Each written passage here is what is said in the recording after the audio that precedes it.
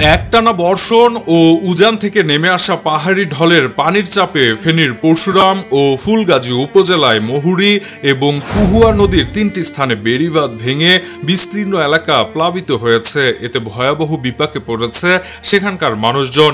বেড়িবাঁধ ভেঙে যাওয়ায় অন্তত ১৪০০ পরিবার পানিবন্দী হয়ে পড়েছে। সোমবার ১ জুলাই রাত ১১টার দিকে পরশুরামের দক্ষিণ শালধর গ্রামে এবং কিসমত ঘানিয়ামোড়া এলাকায় বেড়িবাঁধ ভেঙে অন্তত ১০টি গ্রাম প্লাবিত হয়েছে।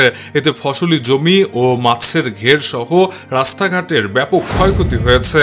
ফুলগাজী থানার ভারপ্রাপ্ত কর্মকর্তা নিজামুদ্দিন জানায়, ফুলগাজী সদর ইউনিয়নের পূর্ব ঘানিয়ামোড়া এলাকায় কুহুয়া নদীতে মাছ ধরতে গিয়ে মোহাম্মদ মামুন নামের এক যুবকের মৃত্যু হয়েছে। নিহত মামুন কিসমত ঘানিয়ামোড়া এলাকার আব্দুল মান্নানের ছেলে। রাত 11:30টার দিকে তার মরদেহটি উদ্ধার করে স্থানীয়রা।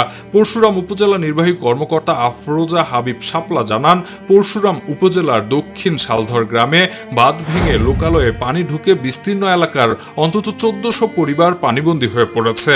ফুলগাজী উপজেলা নির্বাহী কর্মকর্তা তানিয়া ভুইয়া জানান, উপজেলার ২টি স্থানে বেড়িবাঁধ ভেঙে বিস্তীর্ণ এলাকা প্লাবিত হয়েছে। অপরদিকে ফেনী পরশুরাম সড়কের ফুলগাজী অংশে ৬ ফুট পানি ওঠায় বাজারের বেশ কিছু দোকানপাটে পানি ঢুকে ব্যাপক ক্ষয়ক্ষতি হয়েছে এবং ফেনী পরশুরাম সড়কে রাত ১১টার পর থেকে সব ধরনের যান চলাচল বন্ধ থাকলেও সকাল থেকে যান চলাচল স্বাভাবিক রয়েছে।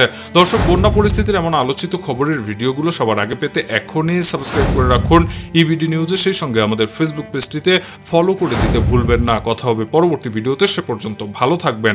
ধন্যবাদ।